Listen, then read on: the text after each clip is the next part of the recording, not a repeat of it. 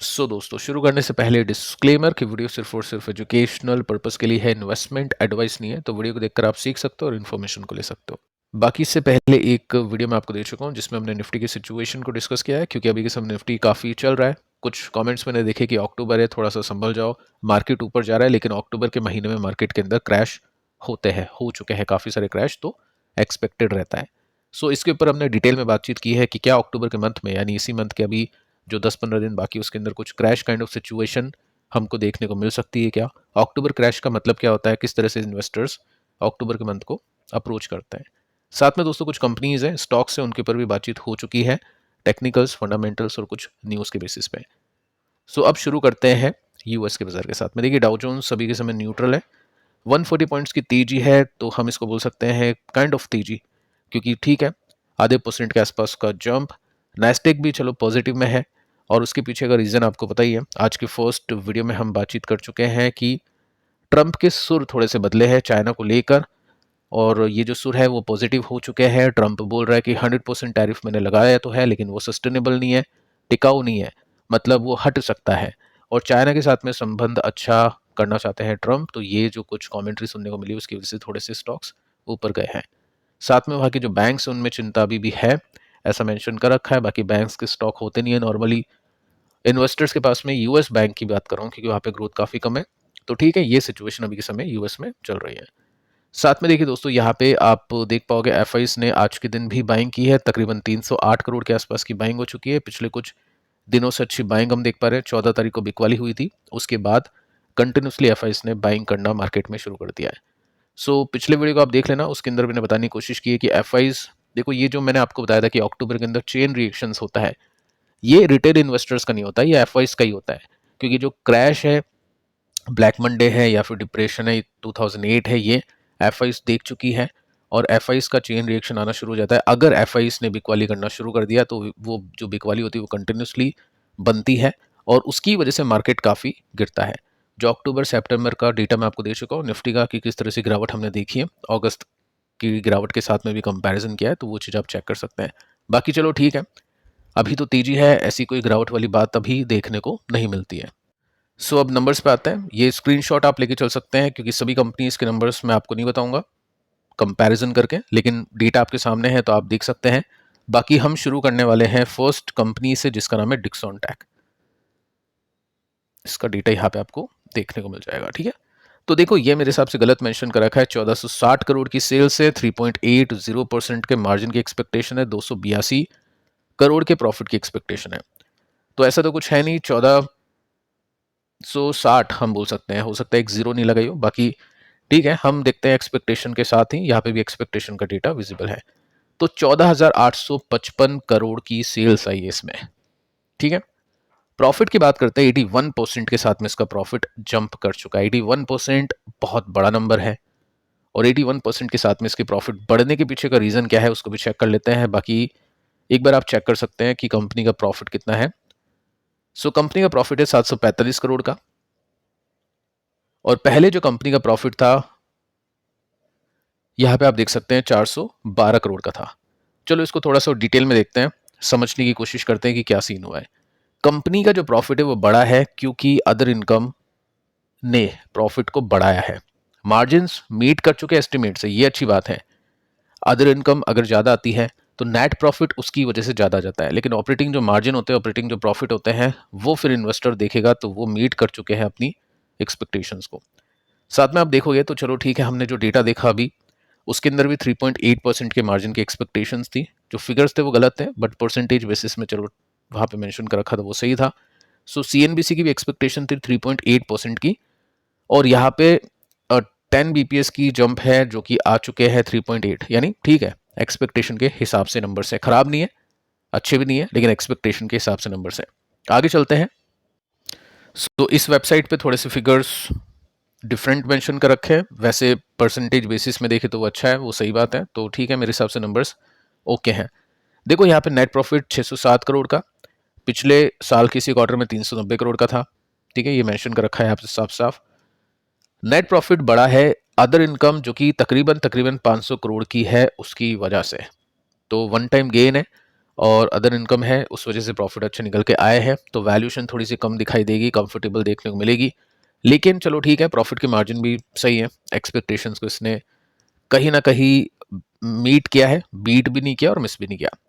चलो रेवेन्यू देख लेते हैं। 28% की तेजी है और ये निकले हैं 14,855 करोड़ के। पिछले साल किसी क्वार्टर में 11,534 करोड़ के थे, जो कि 30% के आसपास बढ़ चुके हैं। अब इसमें भी एक्सपेक्टेशंस देख लेते हैं। 14,434 करोड़ की एक्सपेक्टेशन थी, 14,855 के आए हैं। तो ठीक है, नंबर्स में कहूँगा कि ओके देखने को मिले हैं। ये वीकली चार्ट आपके सामने है। वीकली चार्ट के अंदर आप देख सकते हैं कि स्टॉक अप ट्रेंड के अंदर है, उसमें कोई दिक्कत नहीं है, लेकिन जो सपोर्ट है वीकली चार्ट का वो थोड़ा सा नीचे है। देखते हैं मंडे को किस तरह के रिएक्शंस देता है। अगर इसमें यहाँ पे कुछ मेजर ब्रेकआउट्स होते हैं तो फिर रेसिस्टेंस की एक्सपेक्टेशन कर सकते हैं, क्योंकि स्टॉक अभी बीच में है सपोर्ट और रेसिस्टेंस के, और नंबर्स भी बीच में ही आए हैं, यानी अच्छे भी नहीं है और खराब भी नहीं है। तो देखते हैं कि क्या होता है मंडे को। हैवल्स को देख लेते हैं। हैवल्स के भी रिजल्ट अनाउंस हो चुके हैं और आफ्टर मार्केट क्लोजिंग ही इसके रिजल्ट आए। 4763 करोड़ की सेल्स आनी चाहिए और 326 करोड़ का प्रॉफिट आना चाहिए। 326 करोड़ का प्रॉफिट, ठीक है। तो 318 करोड़ का प्रॉफिट है, यानी एक्सपेक्टेशन इसने कर दी है मिस। 19% की तेजी, सेल्स ओके है। आगे चलते हैं और यहाँ पे देखते हैं स्लो ग्रोथ। अभी के समय काफ़ी पहले कंपैरिजन किया था पॉलीकैब वर्सेस हैवल्स का, जिसमें अपन ने देखा कि हैवल्स से ज़्यादा ग्रोथ पॉलीकैब में निकलती है। चाहे मैं रिजल्ट की बात करूँ, चाहे मार्केट कैप की बात करूँ, चाहे वैल्यूएशन की बात करूँ, तीनों बेसिस में पॉलीकैब अट्रैक्टिव था। पॉलीकैब ने रिटर्न्स भी अच्छे दिए और बाकी हैवल्स अभी 19% के साथ में ग्रो कर चुका है। आज के दिन पॉलीकैब के भी रिजल्ट आए हैं, तो आप कंपैरिजन भी कर सकते हो उसके अंदर। तो ठीक है, स्टॉक अभी सपोर्ट पे है, लेकिन जो वीकली चार्ट का सपोर्ट है ना, वो थोड़ा सा और नीचे बता रहा है। नेक्स्ट कंपनी पे आ जाते हैं। कंपनी LTTS को लेते हैं हम। यहाँ पे आप देख सकते हैं 2970 करोड़ की सेल्स आनी चाहिए और 321 करोड़ का प्रॉफिट आना चाहिए। अब दोस्तों एक्चुअल रिजल्ट्स आपके सामने हैं। 3% के साथ में जस्ट इसका पैड बढ़ा है, जो कि हुआ है 328 का। एक्सपेक्टेशन थी 321 की। साथ में रेवेन्यू की बात कर लेते हैं। 2970 करोड़ की एक्सपेक्टेशन थी, 2980 करोड़ के हैं, यानी ओके नंबर से, ठीक नंबर से। कमेंट्री में देखोगे तो कंपनी ने एक ऑर्डर जीता है, जो कि है $300 मिलियन का। बड़ी बात है, देखते हैं इसका भी रिएक्शन कैसा होता है। बाकी रिजल्ट ओके है। स्टॉक अपने वीकली सपोर्ट पे आपको देखने को मिलेगा। देखते हैं कि मंडे को किस तरह के रिएक्शंस यहाँ पे आ जाते हैं। बाकी अगर आपको आईटी में देखना है तो आईटी के अंदर तो दो ही कंपनीज है जिनमें भी पैसे बन रहे हैं, जिसमें अच्छी ग्रोथ आ रही है। एक है परसिस्टेंट और एक है कोफोर्स। तो इन दोनों कंपनीज के ऊपर थोड़ा ज़्यादा फोकस इन्वेस्टर्स का रहेगा, क्योंकि परसिस्टेंट ने अपनी जो भी एक्सपेक्टेशंस थी इन्वेस्टर्स की, उसको बीट किया है हर तरीके से, सेल्स, प्रॉफिट, मार्जिन्स। कोफोर्ज के आने भी बाकी है, तो अभी परसिस्टेंट ही है इन्वेस्टर्स की रडार पे। पॉलीकैब, इसको देखते हैं। 6,470 करोड़ की सेल्स, 13.90% का मार्जिन, 611 करोड़ की प्रॉफिट। अब दोस्तों एक्चुअल रिजल्ट्स आपके सामने हैं और इसके अंदर आप नोटिस कर सकते हैं कि 6,470 की एक्सपेक्टेशन थी और 6,470 के आसपास, यानी 77 की सेल्स है, यानी ओके है। नेट प्रॉफिट को देख लेते हैं। 56% का जंप, 693 करोड़ की प्रॉफिट आ चुके हैं इसके अंदर। 445 करोड़ के थे, पिछले क्वार्टर में 600 के थे। तो QOQ बेसिस पे भी जंप है, YoY बेसिस में भी जंप है, और ये 611 करोड़ की एक्सपेक्टेशन थी और 693 करोड़ के प्रॉफिट आया, यानी एक्सपेक्टेशन यहाँ पे हो चुकी है बीट। लेकिन देखिए दोस्तों, हुआ क्या है वो मैं एक बार आपको बता देता हूँ। यहाँ पे जो इसके प्रॉफिट बढ़े हैं ना, जो इसके प्रॉफिट बढ़े, यानी नेट प्रॉफिट जो इसके बढ़े हैं, वो इसके वन टाइम गेन की वजह से बढ़े हैं। अब देखो यहाँ पे क्या है, एस्टिमेट कितनी थी प्रॉफिट के मार्जिन की, 13.7। वहां पे आई थिंक अपन ने 13.9 देखी होगी, और एक्चुअल में कितने आए हैं इसके मार्जिन, 15.8। अब ये जो वन टाइम गेन हुआ है EPC सेगमेंट के अंदर, उस वजह से कितने मार्जिन इसके बढ़ गए, वो बढ़े हैं 130 BPS, यानी 1.30%। तो अब हम क्या कर सकते हैं, ये जो एडिशनल बढ़े हैं इसको हम घटा सकते हैं 15.8 में, तो हमको मिल जाएगा वन टाइम गेन के बिना जो मार्जिन आया है वो, उसको फिर हम इसके साथ में कंपेयर कर सकते हैं जो कि एक्सपेक्टेड था। तो हम 15.8 में से 1.3 घटा देते हैं तो 14.5 देखने को मिलता है, विच इज़ मोर देन 13.7। तो नंबर्स वैसे अच्छे देखने को मिले हैं डेटा के हिसाब से। आगे चलते हैं, यहाँ पे हम और कुछ चीज़ों को देख लेते हैं। जैसे यहाँ पे मेंशन कर रखा है कि वन ऑफ गेन इसमें देखने को मिला ईपीसी बिजनेस की वजह से, जो कि मार्जिन को बढ़ा चुका है। स्टॉक 4% के साथ में गिरा, 4% के साथ में गिरा, वैसे कोई दिक्कत नहीं है। साथ में आप देख सकते हैं 15.8 मार्जिन है, 11 से बढ़ गए, 400 बेसिस पॉइंट्स बढ़ गए। लेकिन जैसा कि कंपनी ने डिटेल में बताया कि तकरीबन 1.3 यानी 130 बीपीएस का जंप है इस वजह से, तो वो हमने रिड्यूस कर लिया। सो मार्केट ने देखा कि चलो ठीक है, वन टाइम गेन है जो भी है, उसके बाद में बिकवाली आई। लेकिन जैसे ही मार्केट ने ये सब चीज़ें कैलकुलेशन की होगी तो रिकवरी भी देखने को मिली है। तकरीबन तकरीबन 1.5%, 1.5 से लेकर 2% स्टॉक अपने बॉटम से रिकवर होता है इंट्राडे के अंदर। 4% गिरने के बाद में 1.5% ही गिरकर बंद हुआ। यानी मार्केट ने यहाँ पे देखा, इसको रिजल्ट को देखा एक्चुअली अच्छे से, और उसके बाद में बाइंग यहाँ पे देखने को मिली है। सो देखते हैं दोस्तों मंडे को क्या देखने को मिलेगा। मेरे हिसाब से शायद ये जो अपने weekly resistance all time high पर होगा, इस वजह से थोड़ी प्रॉफिट बुकिंग देखने को मिली होगी। बाकी रिजल्ट में डेटा के हिसाब से देखो तो रिजल्ट अच्छे देखने को मिल रहा है, यानी सेल्स इन लाइन है और प्रॉफिट एक्सपेक्टेशंस को बीट कर चुकी है। अब दोस्तों हम आते हैं नेक्स्ट कंपनी के ऊपर, जो कि है रिलायंस इंडस्ट्रीज। अब ये बहुत कंफ्यूजिंग इसके नंबर्स आते हैं, क्योंकि बहुत सारे बिजनेस सेगमेंट है। कोई क्यू बेसिस पे दिखाता है, कोई वाई बेसिस पे दिखाता है। मजनू कंट्रोल जो इसी की कंपनी है, इसी की वेबसाइट है, वो बहुत ही इसको बड़ा चढ़ा के दिखाता है। कुछ कंपनीज जिसकी राइवल है वो इसको मतलब अलग अलग तरीके से दिखाती है। तो बेस्ट क्या होता है, screener.in पर इसके रिजल्ट जब भी पब्लिश हो गए, क्योंकि उसमें टाइम लगता है, 2-3 घंटे बाद वो डालते हैं रिजल्ट, तो वो जो एक्चुअल डेटा होगा ना, वो आप इसके साथ में कंपेयर कर लेना। जो डेटा यहाँ पे है उसके साथ में आप कंपेयर कर लेना, आपको एक्चुअल रिजल्ट्स देखने को मिल जाएंगे। क्योंकि यहाँ पे आप देखोगे ना, जैसे आपको सिंपली आप नोट कर सकते हैं, जैसे अब स्टॉक का ये आर्टिकल है, तो इसने मेंशन कर रखा था 11 घंटे पहले कि नेट प्रॉफिट हो सकता है डबल डिजिट के साथ में बढ़ जाए। ठीक है, अब मिंट में क्या है, प्रॉफिट इसके 16% के साथ में बढ़ गए हैं। कितने आए, 22,146 करोड़।